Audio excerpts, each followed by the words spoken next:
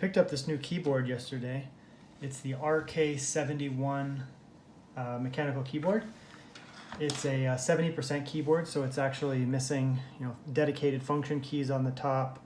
You get the insert, delete, and those keys squished over a bit, and you're missing a numpad, obviously. You do have dedicated arrow keys, which is really nice. So I'm kind of, I guess, not an enthusiast, but I've had several different mechanical keyboards over the years. I type a lot throughout the day, so I guess I benefit from a really nice keyboard. So I've been working with this one here that I got. I actually had to move across the country, and I'm kind of stuck here temporarily because of the pandemic. So all my actual computer equipment is on the other side of the country. So I don't like to just buy things unnecessarily, but these were actually necessary because I didn't have a keyboard. So I was working with this for the past, 8 months or so. It's an extreme gaming keyboard with blue keys, blue switches. I got this from actually the source.ca it was just a crazy price. It was like $20. And then I just picked it up and I was like, worst case scenario, it's going to be moderately okay, but this isn't about this one. But anyways, so I have this and it's a blue switch, which I love for typing, but it's extremely loud and it can be annoying. I do meetings and stuff too, and this thing's just clacking away. And I do a little bit of gaming too. Like, I'm not like a competitive gamer, but there's some disadvantages to a blue switch. Anyways, so I just wanted to go over some of the basics of this one here. Again, it's called RK Royal Kludge, I guess is the brand. I think it's a Chinese brand. And anyway, so this comes in multiple varieties. You can get black colored keys, or you can get white colored keyboard. You can also get 3 switch options. You can get a red switch, you can get a brown switch, and a blue switch. So obviously I don't benefit much from a red switch, and I don't need a blue switch, so I decided to get browns for this keyboard here. So let's just go over some of the features before I do a review or whatever. So first things first, it is a Windows or Mac compatible keyboard. So there's actually a button combo you can hit to switch between the two, so that's really nice. So if you're a Mac user, you benefit from this. It's kind of the same layout. This is my partner's, I guess, iMac keyboard thing. So it's kind of the same layout as that, more or less. Actually, it's basically identical, other than the control key or whatever. So yeah, other things you can do, it does have lighting. It doesn't have RGB lighting, this one. I believe there is an RGB option. So the actual keys themselves don't have RGB, but there are kind of like patterns you can do. So I think it's function home.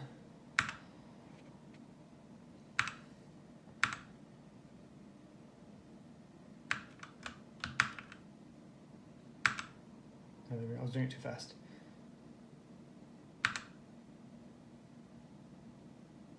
Some kind of like pulsing thing. It's kind of like not night here, so that's probably the best I can do, closing the windows and that. It says there's 17 in the booklet, but I counted like 12. But whatever, that's still quite a bit.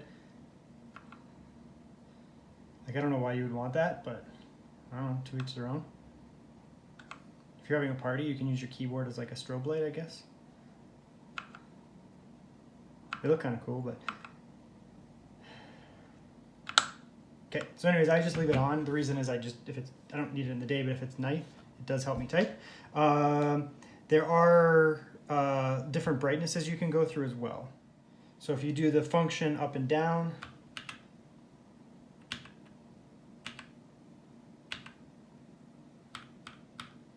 so that's the max, that's why it flashes, telling you it's maxed out, that's the limit. You can go dimmer all the way to off.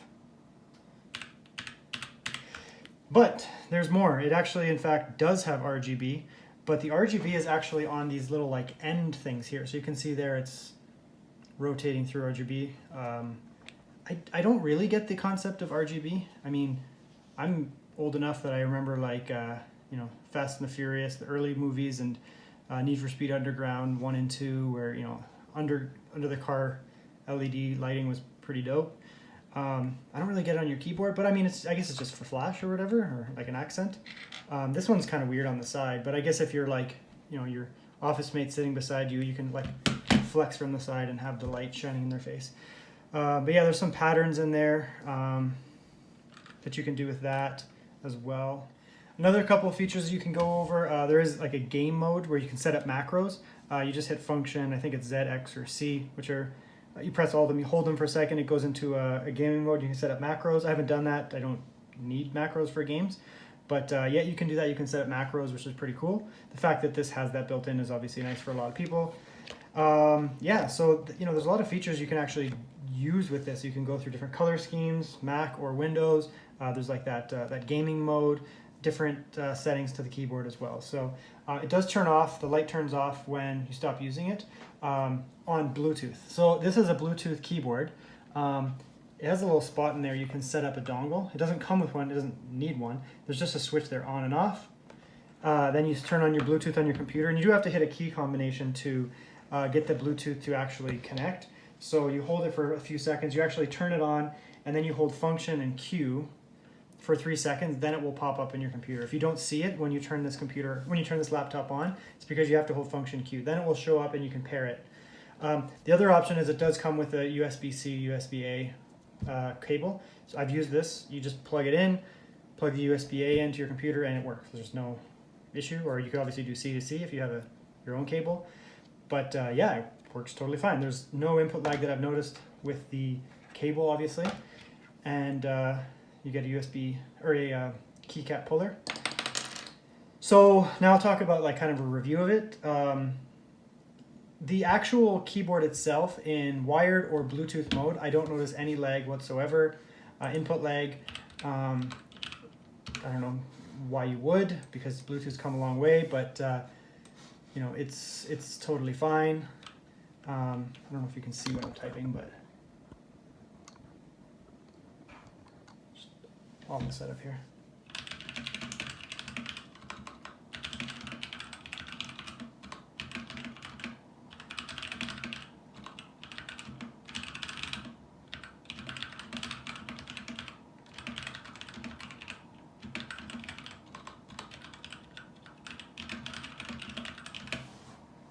Yeah, so, I mean, there's no input lag on the Bluetooth setting. It's great. I'm going to do a comparison generally, like for myself, between this and the Cooler Master master keys with cherry brown switches that I have in another province. And this one here is a brown switch, but it's not a cherry switch. But the build quality of this feels similar to the master keys. It has a good weight to it. It's quite sturdy. It doesn't move around a lot. It does have these little magnet feet that come with it. So if you need more elevation, it also adds a little bit more traction. This is great. You know, you can stick those on and get more height on it, or you can take them off. But it doesn't move around. It's quite sturdy. The actual keycap flex, or wobble, I guess I'd call it, is very minimal. This was comparing to this one. I mean, this isn't a super expensive keyboard, but there was a ton of wobble on that, which is kind of annoying. I mean, once you're set up, it's okay, but you do get some wobble, which can be annoying. This one doesn't have that. It feels really sturdy. Compared to the master keys that I don't have it with me to do a comparison for you guys, but I used it exclusively for like 3 years or 2 years. And it felt great. This feels very similar to that. I don't really notice a big difference. So, between a cherry keyboard, you're not compromising on getting a non-cherry keyboard. If you get a brand like this, it's not cheapo. The actual keys themselves, they feel slightly heavier. I wasn't able to find like definitive information on what type of brown this is. But anyways, the key press requires a slightly more actuation force than the browns, which for me, I prefer. I have like slightly bigger hands and I'm a slightly bigger guy. And I found that the brown, sometimes when I'm resting, I would actually accidentally press the key because it was so light. The cherry brown, the master keys, I would accidentally press it down. I'm like, and then I would have to go back and change that. With this one, like, you actually need to commit. It's probably about the same as a blue. Like back here, you actually have to commit to the press before you're going to press it down. I've had like name brand keyboards. I have a Razer Black Widow with blues that, again, way too easy to press the keys. I guess if you're like the lightest typer ever, it would be fine. The master keys with the browns is a little bit too light as well. I'm used to, like, I have like a buckling spring Unicom IBM mock-up. keyboard, and it requires a lot of force, and I like that, and I like that this one actually requires force, so you have to commit to it. But it's not so much that it's fatiguing, whereas the buckling springs can be fatiguing because you actually need to hammer on those, whereas this is great. So yeah, that's basically the typing feel. I'll give you some sound sample.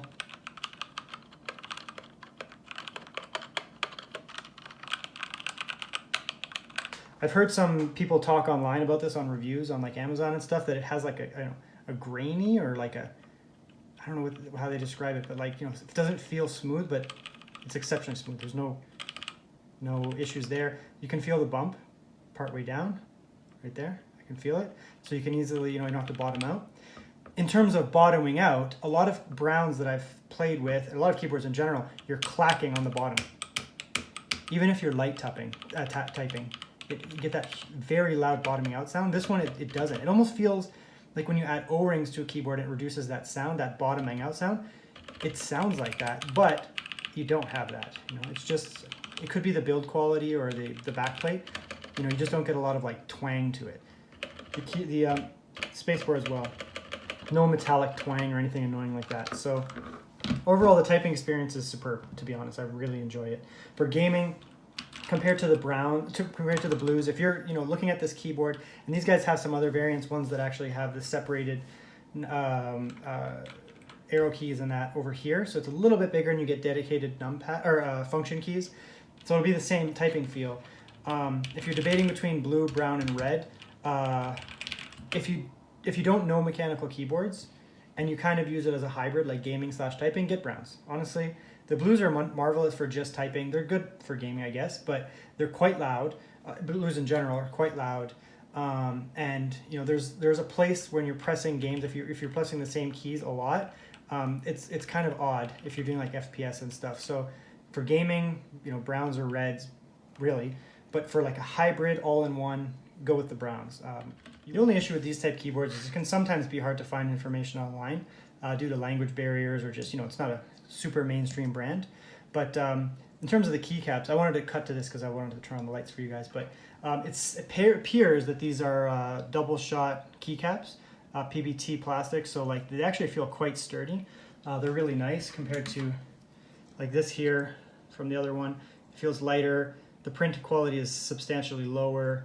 The plastic just doesn't feel as nice. These actually feel really nice. The actual quality of the print on the keys is quite crisp, like you can see in there.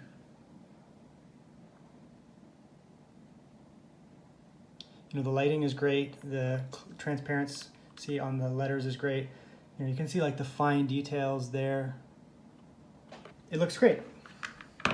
So very impressed with that. And as a result of all these features and elements of the keyboard, it's quite nice to type on.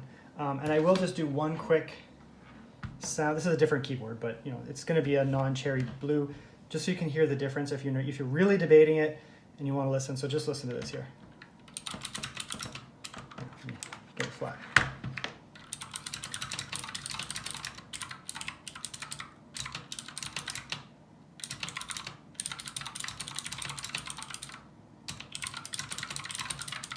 Okay, and this has O-rings on it too, so because it was bottoming out so bad that it was like clack, clack, clack, clack, clack on top of the actual T-type key activation sound. So it's pretty annoying to some people. If you're typing on your own, you're not going to be annoyed by it, but if there's other people around, they will find it annoying. This one here.